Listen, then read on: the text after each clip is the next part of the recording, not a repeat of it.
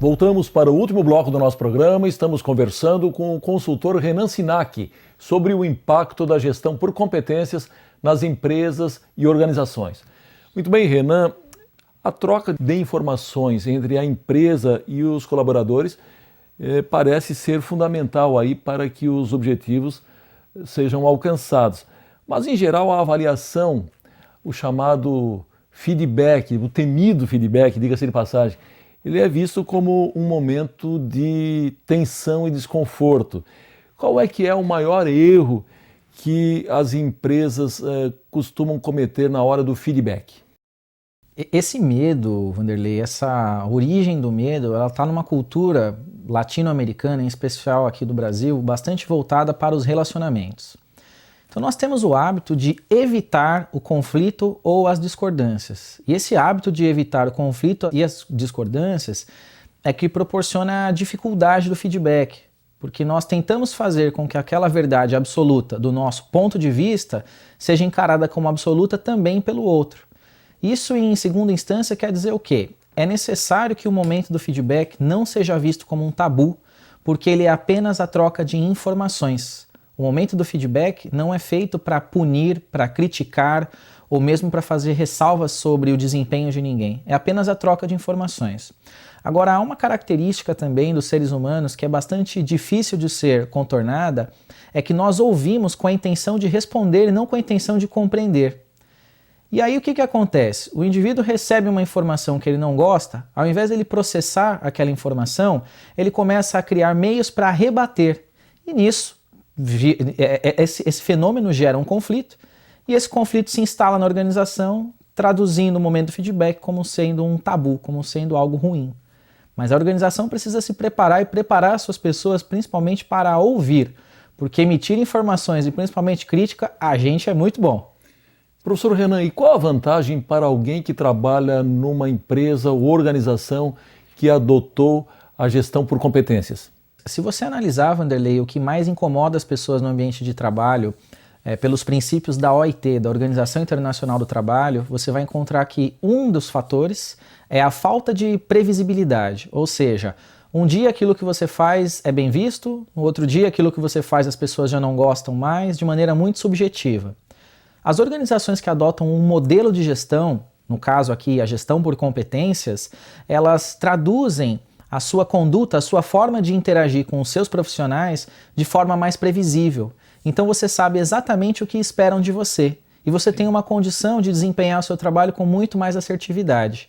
Fazendo o seu trabalho com mais assertividade, você se sente progredindo e tem até mais possibilidades de crescimento no ambiente organizacional. E isso na prática quer dizer o quê? Trabalhar numa organização em que você sabe exatamente o que esperam de você torna você um trabalhador melhor e com isso você pode crescer profissionalmente e se sentir mais feliz também. Bom, as competências elas também aí podem ser classificadas em gerais, como o funcionário ser pontual, ser cordial com todos, ou específicas, como o cidadão saber operar uma máquina ou falar uma língua estrangeira. Quando as empresas reclamam que está difícil encontrar profissionais qualificados, elas estão falando dessas duas competências gerais ou específicas? Sim, Vanderlei. O que acontece é que no ambiente organizacional contemporâneo, o mundo de hoje, ele teve uma inversão de alguns valores. Por exemplo, a questão da pontualidade, ela não é exatamente uma competência, é uma convenção social, faz parte do contrato de trabalho de um trabalhador. Agora, muitas pessoas acabam descumprindo isso. Como muitas pessoas acabam descumprindo, você estabelece isso como um critério de competência. Mas na sua essência, ele não é um critério de competência, é uma convenção social. As empresas têm dificuldade de encontrar nem tanto o perfil técnico, porque nós temos uma capacidade de preparar tecnicamente os profissionais bastante razoável aqui no Brasil, muito boa, em termos mundiais, nós somos bem competitivos nessa profissionalização.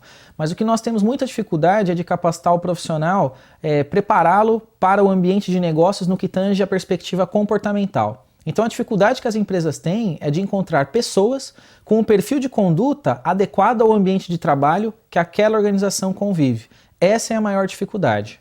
Muito bem, esse modelo de gestão por competências ele vem ganhando espaço, inclusive, no judiciário e dentro da estrutura administrativa dos órgãos públicos em geral. Bom, depois de acompanhar a implantação desse sistema em diversos tribunais, o senhor vê alguma diferença aí na aplicação desse modelo em relação ao que é feito ou ao que acontece na iniciativa privada? Vanderlei, não há uma diferença na implantação do modelo. Há uma diferença na forma como a gente escolhe, analisar e concluir os dados que o modelo nos traz. Porque, no final das contas, são seres humanos sendo desenvolvidos, e independente do seu vínculo contratual, seja no setor público ou no setor privado, o objetivo é o mesmo: desenvolver as pessoas para que elas possam trabalhar melhor, sejam mais felizes e etc. A principal diferença é que o setor público, em especial o judiciário, ele tem tomado a frente para modernizar as práticas de gestão, para trazer para um público muito especial de pessoas que são aqueles profissionais que passaram num concurso público, um viés mais comportamental, né? A gente sabe que o concurso público, o próprio processo de triagem para ingresso, ele favorece muito características técnicas que as pessoas apresentam, e nós vamos aperfeiçoando isso. E quando você entra no ambiente de trabalho, você começa a lidar com questões onde a inteligência emocional é importante, a comunicação, a criatividade, a flexibilidade. Então o setor público ele dá muito valor para a questão comportamental.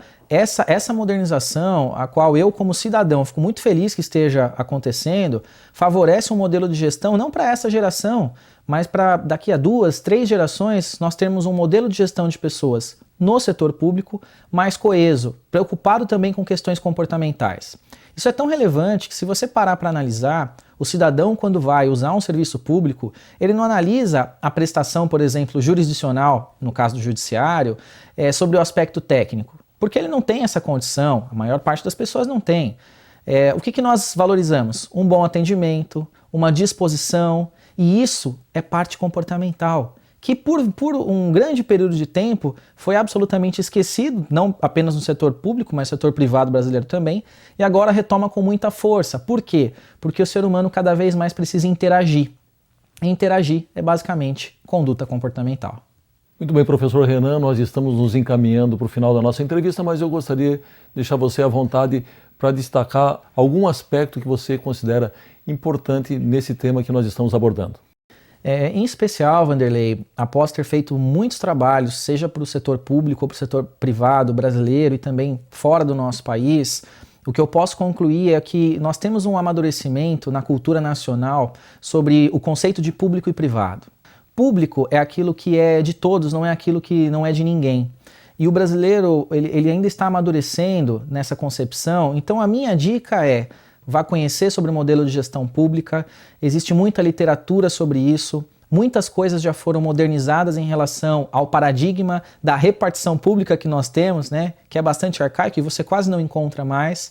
E muitas vezes, por desconhecimento, eu, por exemplo, cidadão, acabo fazendo uma análise que é muito superficial. Então o Estado ele tem se movimentado para modernizar as práticas, em especial de gestão de pessoas, o que é muito bom de se saber, mas a gente só sabe se procurar investigar sobre o assunto.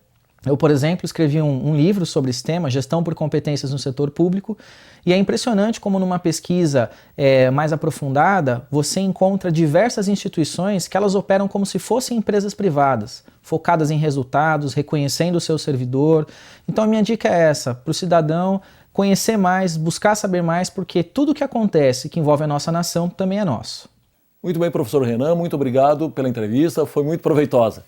Chegamos ao fim do nosso programa. Hoje conversamos com o consultor Renan Sinac sobre o impacto da gestão por competências nas empresas e organizações. Voltamos semana que vem com mais um tema do seu interesse. Até lá!